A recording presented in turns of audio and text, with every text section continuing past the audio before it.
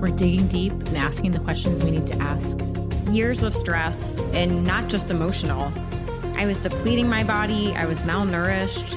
I'm working out like crazy. I'm eating all these healthy foods. How could I not be well? We have to get back to the basics.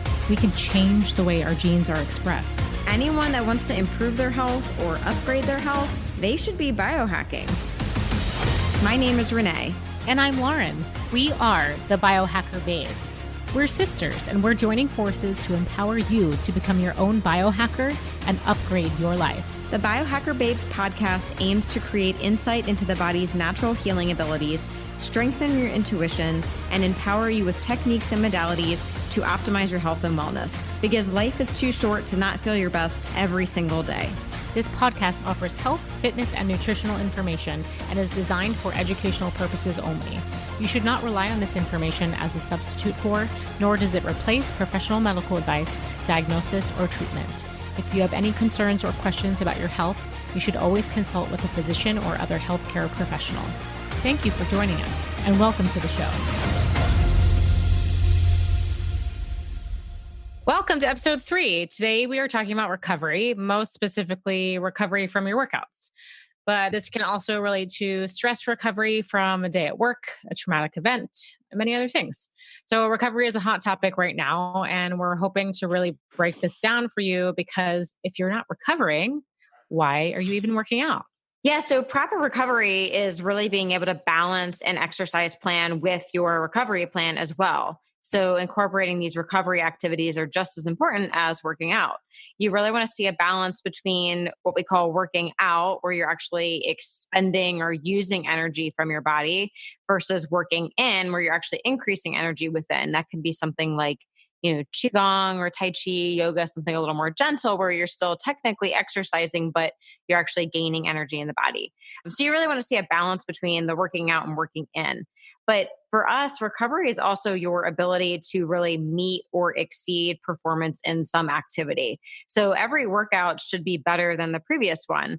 If you're overtraining by not recovering properly, you're really wasting your time and you're not going to see results, unfortunately. Yeah, that's a really great point.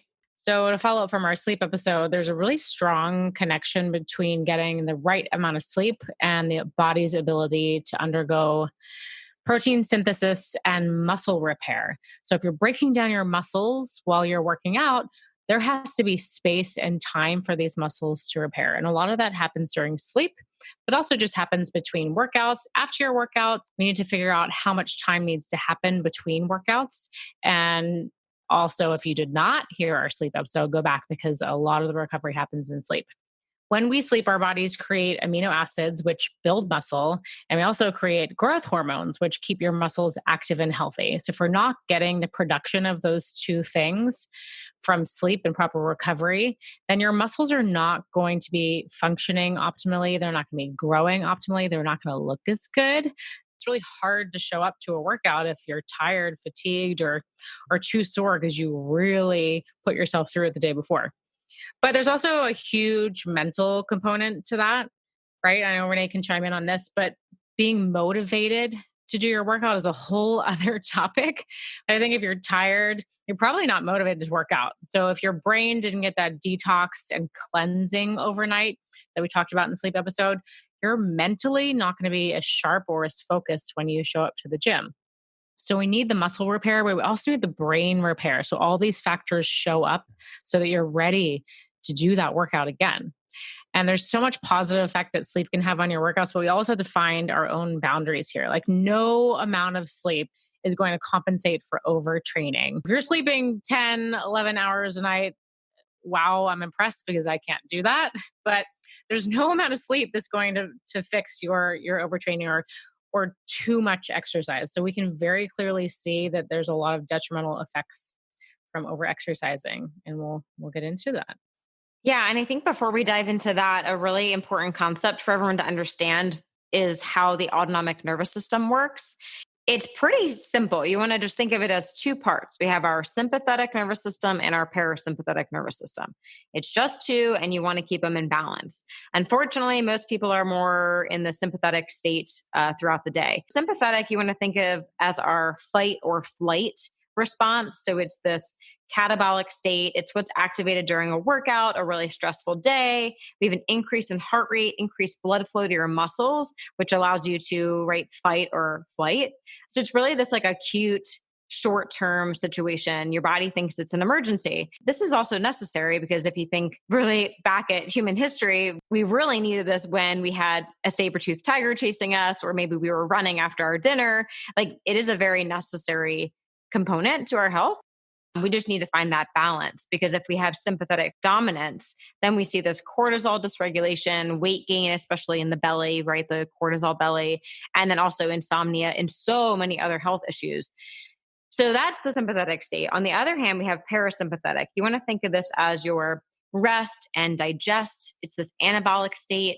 We have a decreased heart rate, more blood flow to the organs, which really supports good digestion. It allows for muscle repair, strength building. We see an increase in all of our hormones, especially the sex hormones, which are necessary for reproduction, which is really interesting to think about. Like, you probably don't want to be reproducing when you're in this sympathetic fight or flight state, right? That doesn't really make sense for I human don't know if you evolution. can, right? Do your bodies allow that? Right. I mean, that's a huge cause of infertility, just being stressed, right? Which Yeah. is actually a really good thing, because your body's like, okay, it might be a famine, or we don't know what's going on. Let's not reproduce. It's not a good time. Multitasking. Like, our bodies can't effectively multitask. Your organs cannot multitask, right? Exactly. Exactly. So that's really your parasympathetic and sympathetic. And we want to just make sure we're balancing that. So sympathetic, think more high intensity, interval training, exercise, all that. Parasympathetic is your recovery time. So all those other things we're going to get into today. So good thing to know.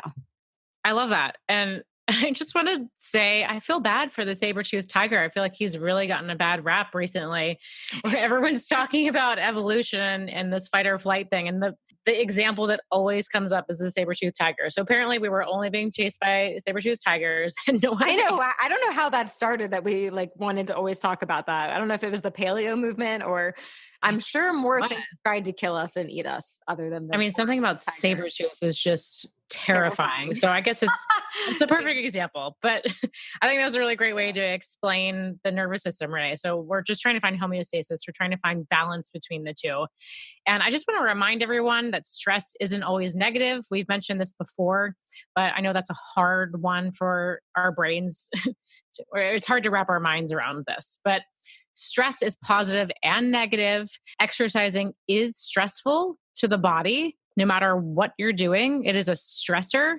But if you do it correctly and it's balanced with proper recovery, it becomes a positive stressor, or what we like to call eustress, EUSTRESS, or a beneficial stress. So the person is experiencing benefits from being stressed. So it's all about balance. Again, finding that sweet spot, making sure you're doing optimal exercise, optimal recovery, so you can wake up and do it again the next day.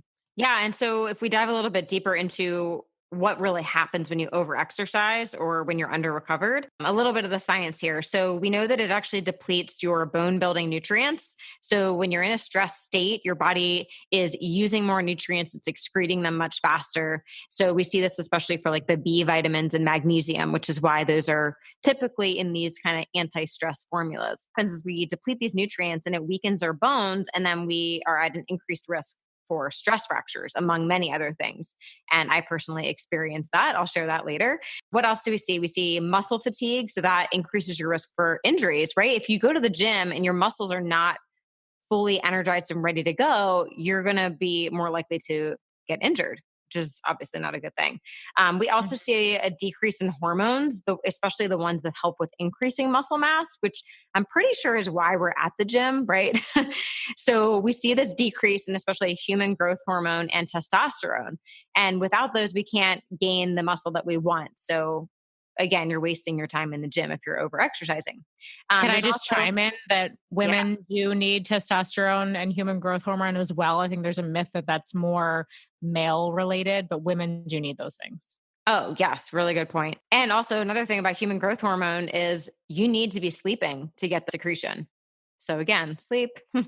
We also see an increase in inflammation when we're over exercising, and we can even see this on your lab work. So if like your C-reactive protein or your IGF-1 come back elevated, we know there's inflammation in the body, which obviously could come from so many different places, but quite often we see it just from over exercising. And inflammation, again, is tied to pretty much every chronic illness out there. Also, hypothyroidism, which is on the rise. It seems like every woman I meet is like, oh, I'm hypothyroid. It's always happening now. But overexercising can do that too. And then this is a really interesting thing as more people are going gluten free, dairy free, soy free, everything free. It's like everyone has all these food sensitivities. And there's obviously a lot of causes for that. And especially this issue with leaky gut or intestinal permeability. But actually, post exercise, we see a little bit of this like temporary leaky gut. And that's especially why glutamine can be really helpful post exercise. So we have this like temporary leaky gut, but your body should be able to heal that pretty quickly. But when you're over exercising, you never get a break from that. And then that can lead to a long term leaky gut. And then that leads to more food sensitivities. So you might be reacting to more than just, one or two foods. And then the final thing we really see is immune suppression. So we talked about this a lot in the sleep episode, but again, it's going to suppress your immune system and then you're going to get sick more often, which is no fun. And then that's going to lead to less time in the gym anyways. Yeah, those are really awesome points. And I love that you brought up the leaky gut thing because I think a lot of people work out so that they can eat more, which to each his own. Okay, like I'm a foodie, you're a foodie, we like food, we want to enjoy our lives. But yeah, with the increase in food sensitivities, it's so interesting that people are not considering what they're putting in their mouths right after they work out because you are much more vulnerable and sensitive. And just as an example, I do like CrossFit and I like CrossFitters, but I just think it's funny when CrossFitters are like trying to make muscle gains and they're the first to like throw a donut back after their workout, which is highly inflammatory. Like that is not the correct source of carbs. And we're going to get more into post workout nutrition, but that is a huge topic, this leaky gut thing. So thanks for bringing that up. Sure. And yeah, inflammation is huge. And if you want to go down this rabbit hole, just go on Google body inflammation. I think a lot of people just think my muscle is sore or I'm experiencing an injury. So there's inflammation. Inflammation is everywhere in your body, like Renee said. And if we're going to really get into recovery and have your muscles repair and grow, we have to talk about inflammation. Recovery is allowing your body to ignite the natural healing powers and the inflammatory process. So inflammation is a positive thing, just like stress can be positive or negative. Inflammation can be really positive, and your body knows how to do it on its own. So we have to trust our body and support our body's natural healing abilities to go through that. And if we can get rid of inflammation, whether it's brain inflammation, gut inflammation, nervous system inflammation, like it's literally everywhere. If we can get rid of that inflammation, we burn fat, which brings us to our topic on how it makes you hotter. If you're inflamed, you're going to be fat. You're just not going to look cute. So let's control the inflammation. I know you've all seen naturally skinny people, and I think most of us are convinced like those people can't really be healthy, right? Like they're just born with those genes. They still eat crap, but I know they look good, but they're not really healthy, right? Yeah, it's because they're inflamed and they're actually fat on the inside. Yeah, you don't want to be skinny fat or tofu. Have you heard of tofu? I love tofu. You mentioned that before. Wait. Thin outside, fat inside. Thin outside, fat inside. Yeah, which I'm sorry, but some marathon runners kind of look like that. Like if you've seen kind of a marathon runner where like from the outside, they're like, wow, their legs and arms are really skinny, but actually they have a ton of like inflammatory causing fat around their organs inside. Yeah. So we're trying to make you hot from the inside out. So yeah, let's decrease the inflammation. Let's help your body to naturally burn fat. So then you don't have to obsess over every little thing that you eat. This is all about building a good foundation and finding balance and homeostasis so your body can do it on its own. Like your body is so smart. We just have to empower you to learn how to support your body to do this on its own. And really, this is for everyone. Again, I think we tend to say that in every ad for everyone, but I mean, professional athletes are definitely tuning into this, right? We see a lot of them doing cryotherapy and acupuncture and cupping, all these recovery activities, and they're sleeping 11, 12 hours a night. But it's not just for them. It's for even the people that are like weekend warriors. So maybe you're sitting at the office on your butt Monday to Friday, and then Saturday and Sunday you go try and run a 10K. Okay, that's not necessarily a good idea either. But really, everyone wants should be looking at this, and especially with how stressed people are. I always recommend like look at your week ahead and see what are the best days to work out. If you say like, okay, Tuesday is going to be a really insane, stressful day at work, probably not the best day to go do a CrossFit class. Really, everyone needs to be looking at this. Yeah, absolutely. What's your experience, Renee? What have you learned from your own recovery? Well, I used to really think it was all about calories in, calories out, right? Kind of like you said, some people work out just so they can eat more, but I was working out more and then eating less. I I don't know, it was a crazy mindset I had. But so I would work out like 7 days a week and then also restrict my calories. I remember even going to the gym at like 8 o'clock at night, and then I would go home and not eat dinner and go right to bed. Like, Oh, no. so stupid what I was Stress. doing. But at a young age, what I ended up doing was I landed a jump wrong in ballet class and I ended up with two stress fractures in my SI joint, which at the time we were like, that's so strange. How did that happen? But looking back, I think, again, I had just depleted all those bone building nutrients. My bones were so weak that just one wrong jump and boom, two stress fractures. It was like your body was waiting for that to happen. Yeah. And then guess what happened next? I had to take an entire year off of all physical activity. I mean, no dance, Wow. nothing, which so I went Backfire. from 7 days a week to not being able to do anything for a year. So again, I mean, any injury, it's not worth it. You think like, let me just work out a ton right now. But if you get injured, you're off for weeks, months, a year or more. And then you really don't see results. So that was kind of Yeah. my experience. And I've learned the importance of recovery over the last few years. Not a lot of benefit in extremes, right? And that's Right. so hard. We always say, like, oh, we're over here, but we want to be over there. So let's just get from A to B as fast as possible. Or we think something is black and white, it has to be on or off, but we're trying to find the middle ground. Right. So how did you experience this, Lauren? I mean, I've gone through periods of time where I was over exercising, and I definitely, I want to say in college is probably the low point where I really was sort of afraid that if I took a day off or like had one bad meal that like all of my efforts would be destroyed, or that if I took a day off from working out, then whatever I ate that day would like immediately be turned to fat and I would gain weight. Like I wasn't trusting my internal systems to find that balance. It was very much like in the moment, this is the result, it's black and white. And so I wasn't listening to my body. And I think Mm. that's a huge part of biohacking. Again, is listening to your body and trying to take in the information and the data to understand, like, is this the best option for me right now? Am I making the best choices? Also, I really just like to work out, and I almost get made fun of for this sometimes. Like people really don't understand when I say, "No, I want to go to the gym." Like I enjoy it. I'm empowered by it, and it's not about like trying to lose weight or trying to look better. It's just a feeling. I don't know if it's endorphins or if I like the routine of it, but so there's days when maybe I am not recovered, and I'm speaking from experience, like where I haven't been recovered, but I wanted to wake up and go to the gym. And that's sort of like the crucial point where I have to go, okay, I want to do this. I feel motivated to do this, but let me look at all of the other input for my body.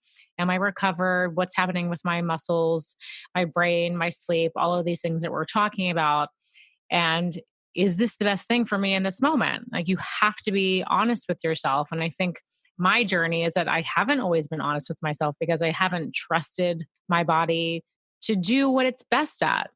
Like we think that we can outsmart our bodies by taking in these new methodologies or, taking on a fad diet or trying to take on someone else's diet, trying to do what someone else is doing, which is not going to work for you. We have to find our own unique code. So trusting, experiencing, I mean, making the mistakes to figure out what works and what doesn't work. That's the biohacker way. And that's why we're here today. So Yeah. And can again, I just chime in? I think, like you said, finding what you enjoy at the gym. I mean, Lauren, I think you're a little different in the way that you've always been such an active person. I mean, mom and dad have always told me these stories of when you were like 2 years old, you were swinging from the railings at a restaurant or like jumping around on the monkey Hell bars. Like, yeah. yeah. So that was, Climbing up walls. I think I climbed out of my crib you at a did very a young couple age. Like, times. I think that's probably why mom like wasn't able to sleep as a mother. And I think she still worries about us to this day. It's probably because I traumatized her because I was sneaking out of my crib. Because I don't know, I was like excited to explore. I guess I don't have a clear memory of that, but That's so yeah, I don't funny. know. It's just like a natural instinct for me. Okay, so how do you know if you're recovered? We can go through some general guidelines. Again, you have to sort of explore this for yourself. But let's just say, in general, if you're not sleeping minimum 7 hours, I guess the range would be 7 to 9 hours, you're probably not recovered. And there's a lot of professional athletes that sleep like up to 12 hours, which sounds crazy to me, but that's how they're recovering. I mean, they're at the top of their performance. So, again, this is personal. Figure out what works for you. General guidelines 7 to 9 hours. Renee and I like to use our Aura Ring. This is really where the Aura Ring shines best, is telling you if you're recovered. It when you wake up in the morning, it gives you a number or a rating. It sort of like rates your sleep. And so we'll have a very clear, definitive guide as to what we should do that next day. If your score is very low, sometimes I can say things like you're not properly covered, you've been working out a lot this week, or maybe you haven't been getting great sleep, like take a day off, go a little slower today, which is really helpful to hear that encouragement.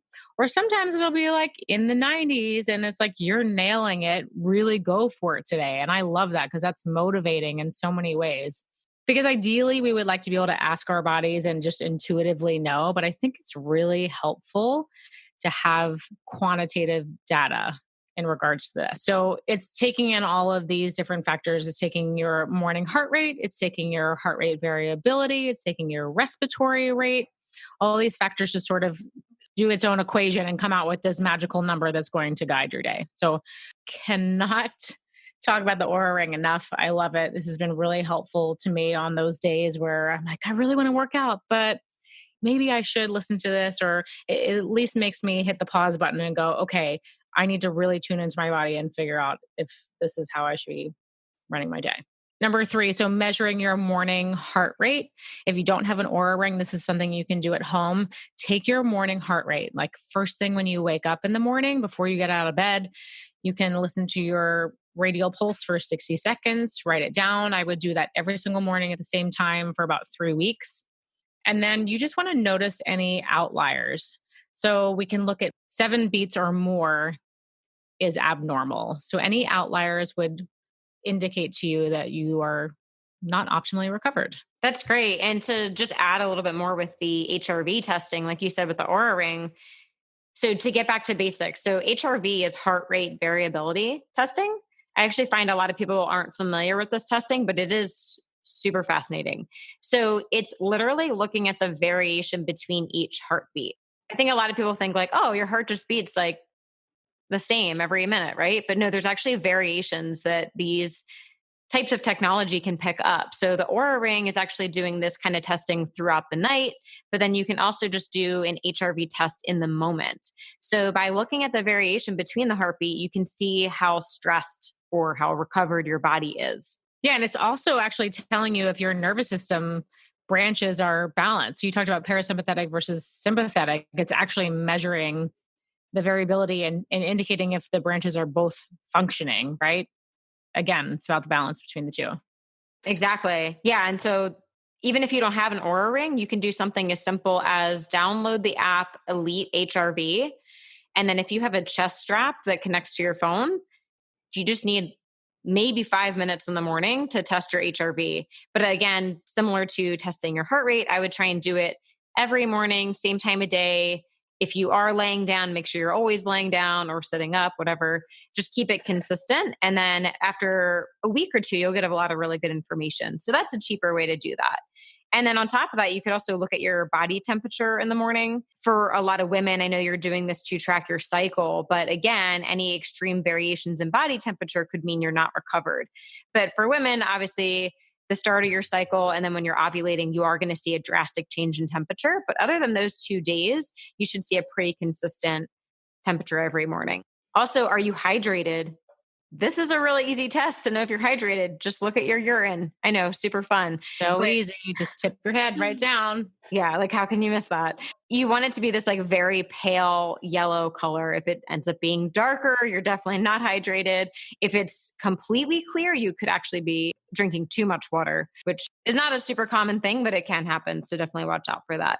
And that's your first trip to the bathroom in the morning, right? You're not looking at like after you clear the first one.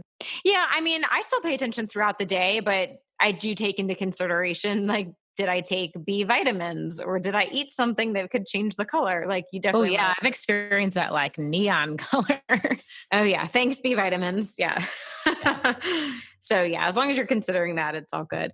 But then you can also look at hormones. I know this is a little more technical, but you can look at cortisol and testosterone levels to see if you're over exercising. And then the final thing is, do you feel like you're getting sick? Do you have a headache, nausea, fatigue, low appetite between training sessions? All of these are really gentle signs from your body saying that you're overtraining. So just being a biohacker and tuning into how you feel can be incredibly informational. I just want to say, I know a lot of people that when they get sick, they're like, I don't care that I'm sick. Like, I'm going to go work out anyways. Like, I'm going to fight through it. That is the last thing you should be doing. Yes, there's something to be said for like movement and getting blood flow when you're fighting something, but don't just be like, I'm going to ignore the feelings and go hit my workout because I planned that. And if I don't go, I'm not going to stay on this path to my goals. We have to get that out of our heads. Getting sick often is like the number one sign that you are not recovering. And also, performance should always be increasing. If you're not progressing and getting stronger, if you're going to the gym and you're always lifting the same weights, you're always doing the same, I don't know, push ups and squats, and nothing's really changing, something's off. Like, we need to dig a little bit deeper and see what's missing because you should be progressing. There should be like a stair stepping that's happening. And fatigue is okay. We just need to figure out how much. And again, just making sure that the recovery is optimal for you because it's not going to be the same between me or you or the next person. Okay, so there's this debate, controversy of no pain, no gain, which is a very common myth that you need to be in the gym 6 to 7 days per week to get results. Actually, do people still think this? Is this really? I think so. And I know this is an extreme case, but I went to an Orange Theory fitness class last year in LA, and I met this guy that was doing 2 classes a day, 7 days a week, and he had been doing that for 3 months. Absolutely not. That Yeah, he was serious. I mean, he had lost 15 pounds in like 2 months, but there's just no way he's still doing that. Yeah, I mean, because a lot of people go because it's fun and it's a community. I think group exercise does that really well and it brings people together. And obviously, there's the endorphin effect, but that is just so extreme. I think that's a death sentence. And there's no way he's still doing that. I would put money on that. Oh, yeah, that's not possible.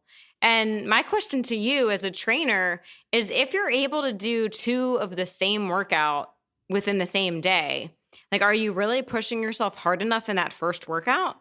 Yeah, I don't really have scientific evidence to back that up, but I am going to say with all of my heart and wisdom that no, that you're not effectively stressing the system and breaking down muscle tissue if you're able to turn around and do it again. I just think that's a waste of time. I mean, if you have all day long to be spending in the gym, cool, fun for you if you are able to hang out with your friends that way. I know I have so many other things that I want to do in my day. As much as I love working out, I'm all about efficiency. And if we're trying to match recovery time to the amount of time you're spending working out, you're just really adding up all of that recovery debt.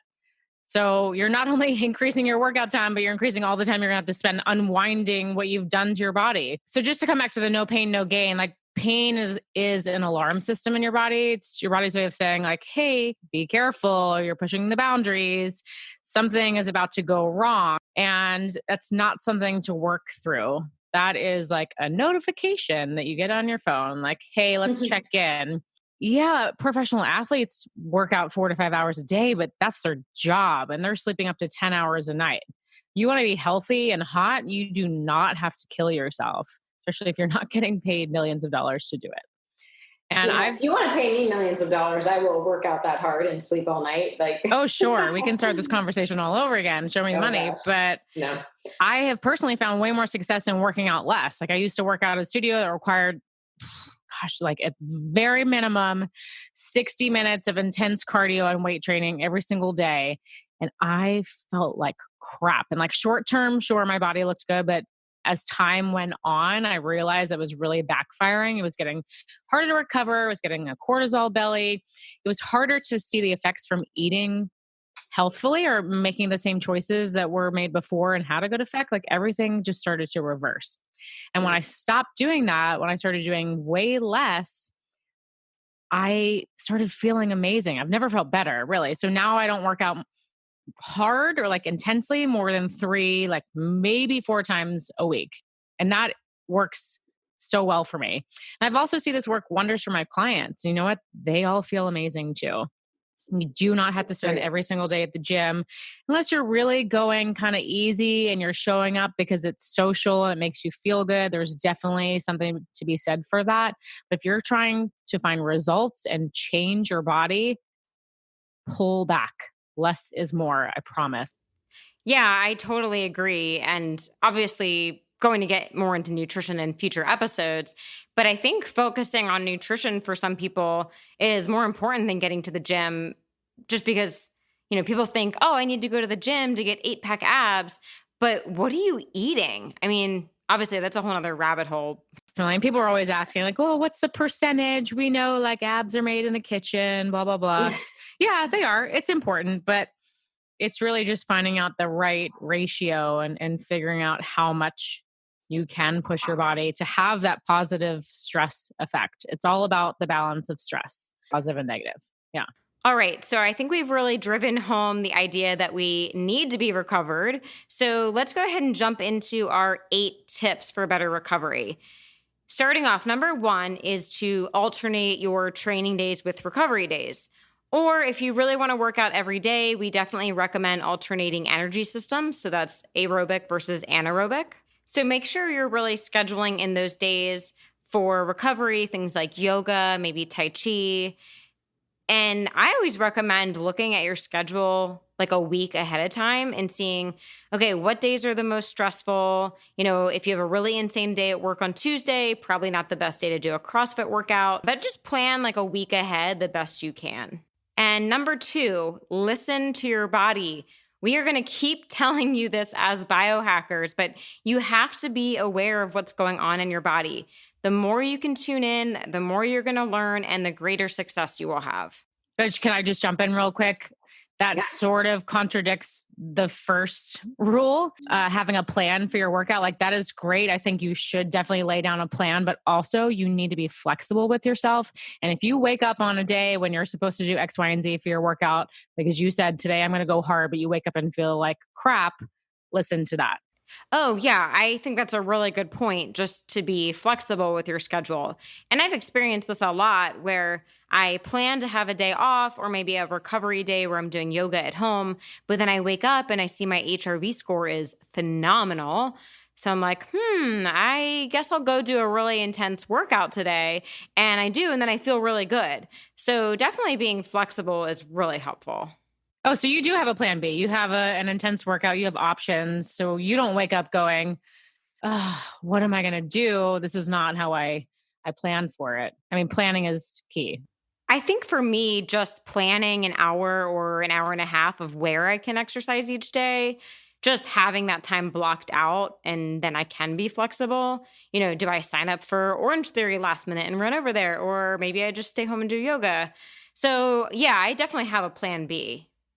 All right, number 3, you have to track everything. So we've already said earlier, looking at your resting heart rate, your heart rate variability, your body temperature. So using all these different measurements to track your body, because you have to be able to track it in order to hack it, right? That's the biohacker way.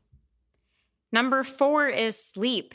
This is not the first time you've heard that sleep is good for recovery, but another tip for sleep is that you actually want to aim for a 10 o'clock bedtime, because we know that between 10 p.m. and 2 a.m., we get a lot of that rejuvenation and repair in the body. So it's actually better to sleep from 10 p.m. to 6 a.m. than 2 a.m. to 10 a.m. A lot of research has found that even though it's still 8 hours, the timing of it actually makes a big difference, mostly because of your circadian rhythm, which we're going to dive into in our next episode. And Lauren, I know this one scares you because you're working so late at the theater. It's hard to do. But I try to do it. But it's funny talking to all of my actor friends that are like, oh, I sleep 9. I definitely sleep 9 hours, but I go to bed at 3 a.m. I'm like, how do you feel? They're like, not so good. Yeah, I can definitely feel the difference. Even if I get 10 hours of sleep, it doesn't matter if I went to bed at like 3 a.m. Yeah, the circadian cycle is super important. We'll talk more about that soon. So number 5 is acupuncture, massage, and foam rolling. So anything you can do to the muscle tissue and fascia to unwind the stress. Definitely better than just static stretching. I think you can foam roll pretty frequently. I guess there's some schools of thought out there that foam rolling can be a little aggressive to the body. Use your brain, do what feels right to your body. Infrared sauna is awesome. It will heat your body directly. So it's different than a typical sauna, which heats the air around you and then eventually gets into your body's tissue. Infrared is just way more efficient and quick. It's going to go right into your muscle tissue. It stimulates heat shock proteins. It's going to trigger that inflammatory process that we need for healing. And it's going to improve some blood circulation. Number 7, this might be new for some of you, avoiding caffeine post-workout. So caffeine spikes your cortisol. Working out spikes your cortisol.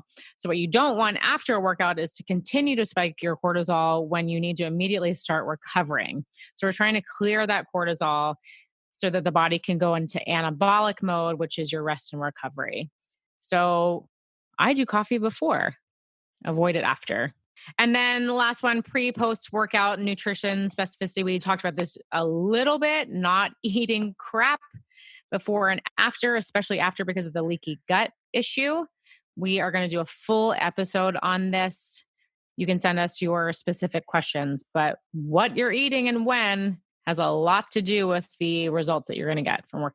Those are awesome tips, Lauren. Love those. Yeah, I just wanted to say about the caffeine thing. I think I hear a lot of people say like, oh, let's go grab coffee after our workout. But for me, honestly, I do not crave coffee or any caffeine after I work out. And I guess it's probably because of the cortisol reaction, right? My cortisol is still so high. So, oh gosh, no, like coffee is the last thing I would want after a workout. Yeah, same. But I think that's sort of like a learned pattern. I don't think some of us tuned into that. So maybe having that knowledge will help a little bit. We also wanted to talk about our upgraded recovery hacks. So these are a little bit pricier, but definitely worth looking into. So number 1, stem cell therapy or peptides are incredible for recovery. Now, you definitely have to work with a specialized practitioner for this, but it's an incredible option that's getting more popular every day. And even though stem cell therapy is pretty expensive at the moment, peptides are a really great, much more affordable option for people.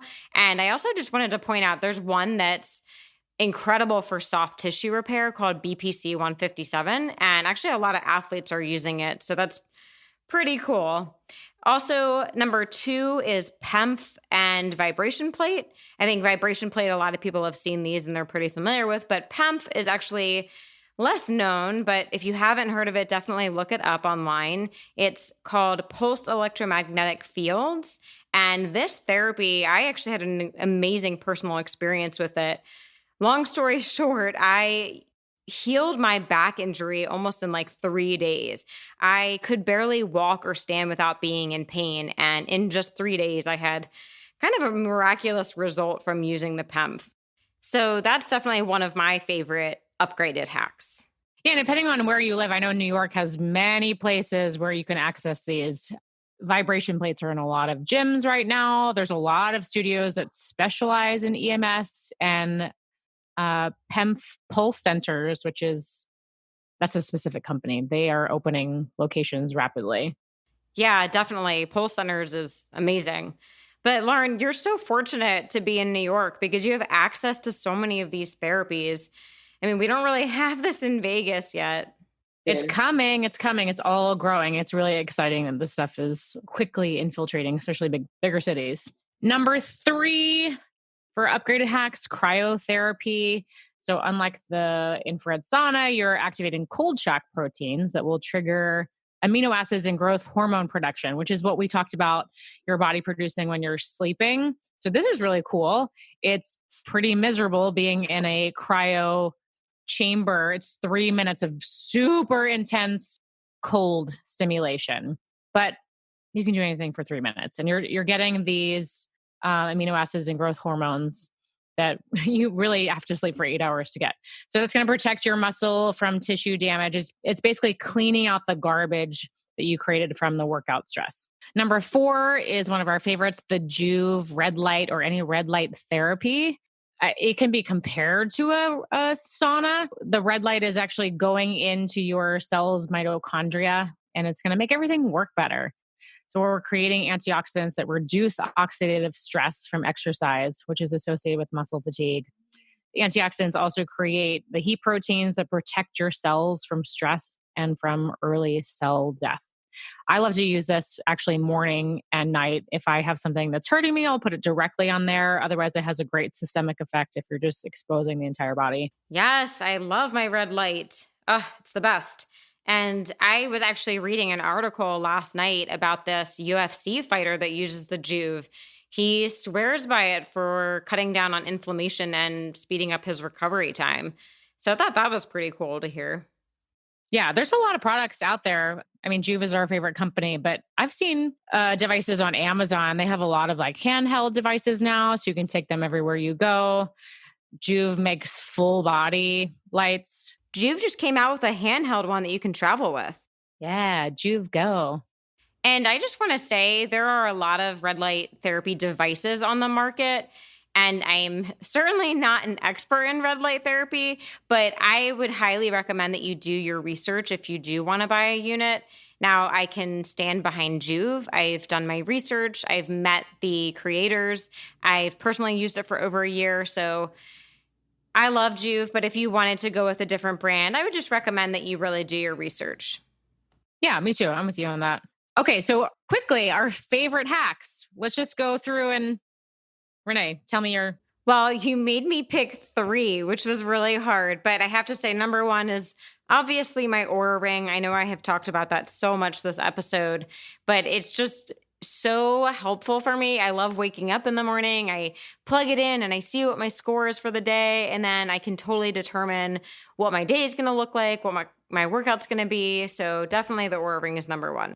And number 2 has to be my Hyper Ice foam roller. It's basically just a vibrating foam roller. So I kind of call it the foam roller on steroids. It is incredible. If I use it before and after a workout, especially if I'm running a lot, it just like breaks up the muscle tissue and it feels so amazing. That thing is crazy. I love it so much. But I have wooden floors, so I can't use it like too late at night if my roommate is sleeping because it vibrates the whole Oh my gosh, I know. I actually do mine upstairs and it literally shakes my entire apartment. I guess that speaks to its success. I don't know. Yeah. It feels really good. Yeah, it feels so amazing. All right, so my final favorite, although I'm going to cheat and make it actually kind of 2, but it's 2 supplements. So they're in the same category. And actually both supplements are from a company called Kion. The first one is called Kion Flex. And I like this for its anti-inflammatory properties. So it has a couple different herbs, and then it has proteolytic enzymes that help to break down that fibrinogen. I actually don't take it right after a workout because you want a little bit of that inflammation then. So I personally take it either in the morning on an empty stomach, or I'll take it at night right before bed. So I find that I can recover much faster when I take that. And then the other product I really like is Kion Aminos, which are essential amino acids, which are very different from branched chain amino acids. Do not get those mixed up. But I personally like taking this right after a workout. I just mix it in a little bit of water. So I'm getting that amino acid dose right after my workout. It's getting right into my system and into my muscles. And I know some people like using this product in the morning so they can do a fasted workout, which is pretty cool. That was more than 3, but fine. We love this stuff, so it's okay. My 3, cortisol testing. I think it's really helpful to check in and see where your cortisol levels are, just to see how exercise is affecting you, or just stress in your daily life. There's a lot of environmental factors, what we eat, blah, blah, blah, blah, blah, that cause stress. If your cortisol is not in a healthy rhythm, all of your gym efforts are not going to be what you want them to be. So great to check in. I would recommend Dutch testing. Also, I do functional diagnostic nutrition, has a 4 saliva cortisol tests throughout the day. Message me if you're interested in that. I'm going to pick Juve. We already talked about it, but I'm obsessed with my Juve. It's always on morning and night. And then my third one is maybe a little silly. It's a yoga pose called Legs Up the Wall. Gosh, can I remember the actual Sanskrit name? I'm just going to call it Legs Up the Wall. Yeah, I say legs up the wall. Oh, here it is. It's Viparita Karani. Who knows if I'm saying that right? Doesn't matter. It's legs up the wall. So I lay with the back of my, I guess, glutes against the wall. My legs just go straight up. It's similar to the effects that you get from an inversion. So you're getting sort of like a decompression from the effects of gravity. Your blood is pulling away from your legs. It's going to calm the nervous system, which we want after a workout. So it's going to help you get into that rest and recovery mode more quickly. It feels really good. Sometimes I match that with like a little muse meditation, and that's really easy. Well, I guess you can't lay anywhere, but hopefully wherever you work out, there's a little wall space and you just throw your legs up there for 10, 15 minutes. Yeah, those are my 3. That's great. It is free. So let's wrap up the episode with our Q&A. We did get one question, and that was, which is better post-workout? Eating a protein-rich meal or taking amino acids? Oh, are we asking either or? Like if you could only take one? Yeah, I think that's how I'm hearing it. I'm going to say I'm not sure about this one. My initial response would be it really comes down to quality.